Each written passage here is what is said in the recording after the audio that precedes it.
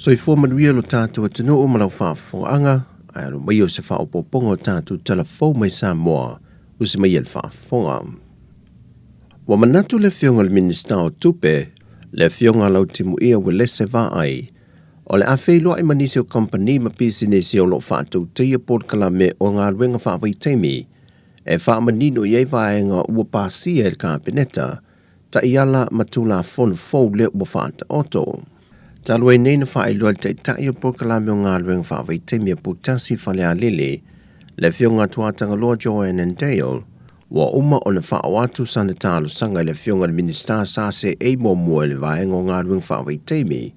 e fia mua sa lātou whailoa inga mua, se whaamara malama whainga fau i o whaata oto e kāpeneta, o leo mai le te mine e leo o iaiso na si le fia e whaata tau ia whainga fau, po se kopi fo o ia ta ia lau pāsi e le kāpeneta. O lo iei li popolenga le fionga tuatanga loa ne iei se a whae no lātou por kalame i o lo whaanga solo le te mile nei, i lalo ia whainga fau a e leo o mawhai uno lātou i loa. E toa se lau le au malanga po tasi whale a lili le na malanga le amatanga le vaiaso le nei, o lo o malanga umalawai lalo le por kalame le nei a le fio anga, o na lātou te leo sila fia ina ta iala, le na ta ua mai, e whaonga i nei le komite o le whono whawae. Pei tai u whaelua mai e le fionga le minsta i alo timu ia, o le masina fau o Novema le ua fua le antalo o mai loa sa lātou whaelua inga, ma nuu pe sinesim whaalapo tonga i e tutono le atunu, o lo o lātou whātou teia por kalame o ngā ruenga whāwai teimi. Ua tali eina le i a ngawhasio ne tau whao tōs fluiva tau sangal matual soi fua mai le fio anga o malie,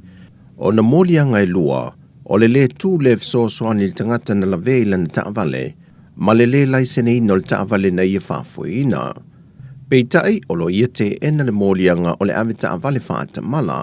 wa te tala e tuol talvo i anga whai whaatali e le aso e wala a wailo na whaamasinonga, le o tu atu e le tausanga fau. Wa maliu le na a fia le whaalavelave nei, e whaasful walu tausanga le matual soi fua. O le ioe na ngawhasione tau whao na moli anga e lua, na te wala atu leila na loi o lo tula i mo ia. O se tasi neo vaenga o sori ngā tula fono o lo tula i mai pei taavale afi, wa to e tui na mai eile lapta inga mo i lātu uma e whaafoi ina so o se taavale. A tula i mai ni whaalave whaapea, ia tau mawhai ia tu e whesoa soani i le wa a fielo na sā, ma ia mata i tui na foi lo na saunga le mū. O le vai aso neilu whaamanatu e lo tātou malo ma Sāmoa le tāua, o le whaavaina leo so tanga o le malo Sāmoa ma malo au whaatasi, na amata mai i le awhiwa se lau whaasifun ma le lima, le ua ato nei le fitu se fun ma le valu tau sanga le matua. O se aso tāua na whaamanatu e le toe whaamalo si atili, o le tutu whaatasi o Sāmoa ma isi atunu o le Pasifika le ua i tono le lio o malo au whaatasi, e au fiai le atu kuki ni we matoke lau. Na toe whaalawi loa e fo i mga ruenga te tele ua ausia, sa whesoa soani mai i malo te tele ia Sāmoa,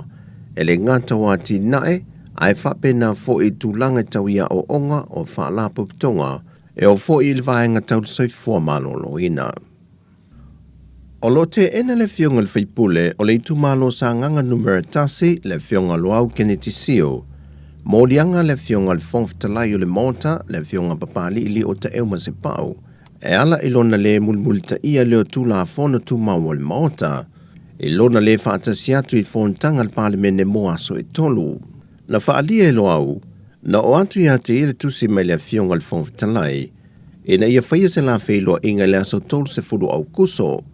e le la whailoa inga na ia whaailoa le fionga le whongwhitalai, o lo ia mulimulita ia whainga whaavai ale mota. Na tāpai le fionga le whongwhitalai se tali mai le fionga loau, e mōlianga ua mōli ai e le ngata o le whaavai o Sāmoa, a tula fono tu mau, ma tula fono o whainga pālota. Na whaeloa loau, sa manatu ua manino lana mata opo, ai o le toe la ngai o le mata opo le nei le fono, ua manino ia te ia e le o whaamalia ina le fionga le whongwhitalai o le mota, e le la whailoa inga mua. Pei tai no mai a tali whaitau le fionga loau, na whaasile sila ilo le fionga le whongwhitalai, o le mata opu le tau ia tia mana ngā ruenga, e le whaia i enwhila fulofo i ngā le maota. Ma le tala muli me le whaamsinonga, Wa toi ave esel whaamasinonga mōlianga o le tau mawhai le whaamalosi se tamai tae se fulfitu tausanga le matua, na whaasanga le se li tau se soifua,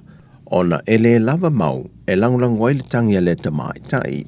Wa na o le mōlianga o le wha o 5 mātanga, le wata pena le whaamasinonga esu e nai lea li tau se soifua. O tala ia mailo tātua tunu umori nei fo yaso, manuia tele sa moi fo fuangol nei yaso, wha soifuia.